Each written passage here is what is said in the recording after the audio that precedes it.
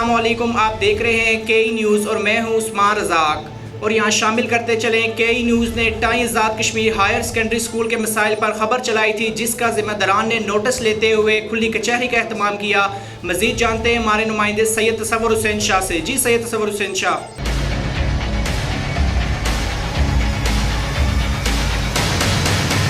محکمہ برقیات، شاہراہات، تعلیم، صحت اور جنگلات کے اشتراک سے لگائی گئی کھلی کچہری گرلز کالج کے بند حال میں سائلین کی جانب سے سوالات کی بوچھاڑ۔ ٹائیں مرکز اور اس کے ملحقہ علاقہ جات مسائلستان کی اماد گاہ جنوبی ٹائیں اور شمالی ٹائیں کو ایک مرکز بنا کر اس میں تھانہ، پٹوار خانہ اور برقیات کا فیڈر سمیت دیگر سہولیات دی جائیں، جس سے زیادہ لوگ مستفید ہو سکیں۔